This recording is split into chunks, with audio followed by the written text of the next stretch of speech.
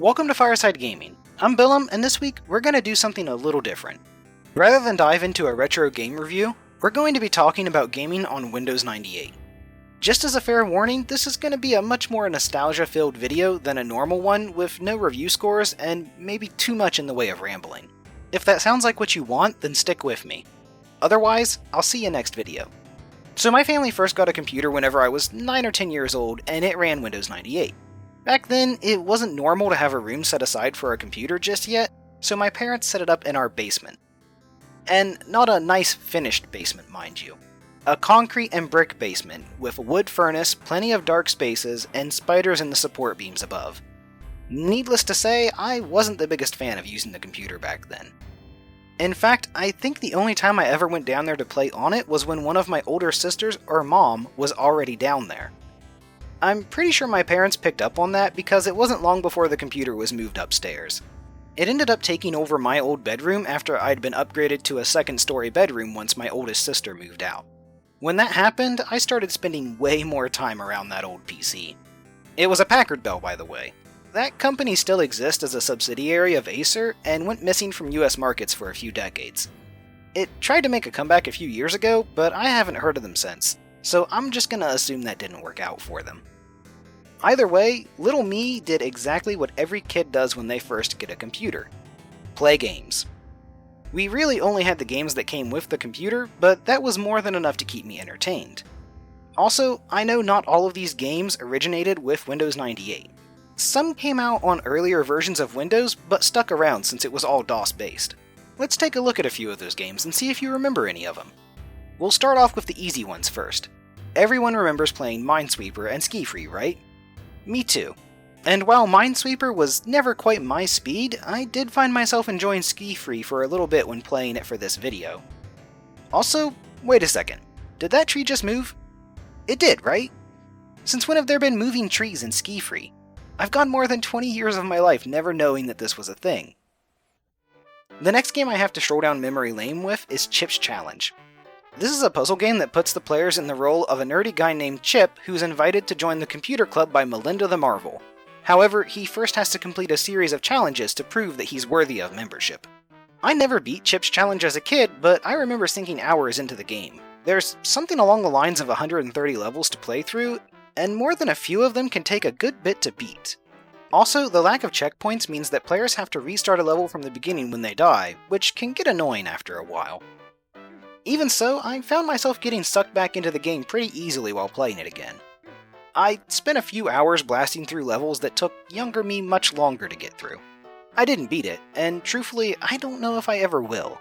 I'll probably continue to poke away at it from time to time until I forget it's installed on my PC.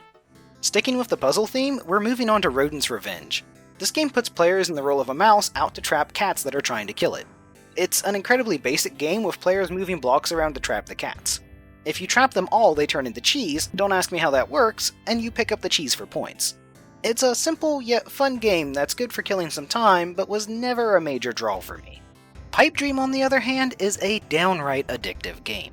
There's tons of versions of this game out there, but I made sure to capture footage of the one I remember. The game's all about setting up pipes on a grid to carry this green goo as far as you can. There's a lot of fun to be had with it trying to progress to further levels. Also, the feeling of anxiety that comes with trying to get just a few more pieces on the board before the ooze catches up still hits me the same way it did now as when I was younger. I'm probably overselling Pipe Dream a bit, but man, it just really pulls me in. Like, I'd say this means my true life's calling was to be a plumber, but then we'd get back to that whole spiders in the floorboards thing, and I know that can't be right. Seriously, I just don't do spiders. Them and sharks can just stay the heck away from me. Next up, I've got to mention Jez Ball. It's such a simple game, and I spend way more time with it than I should have. Even just with capturing footage for this video, I played a lot more levels than I expected to.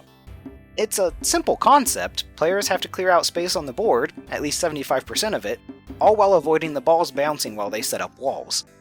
This means they can separate balls out into their own areas to make them easier to manage, or even keep them all trapped together if a good opportunity presents itself. This can let you clear out a large portion of the level in one go.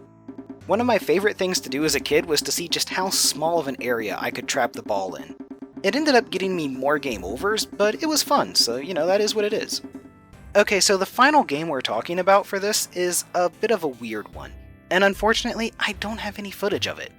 The game is called Mind Maze, and it came out with various versions on Microsoft Encarta, I think is how that's said, I don't actually know, which was an encyclopedia.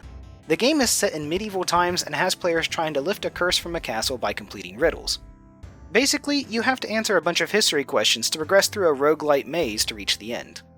History was always my favorite subject in school, and I'm gonna go out on a limb and say this game helped with that.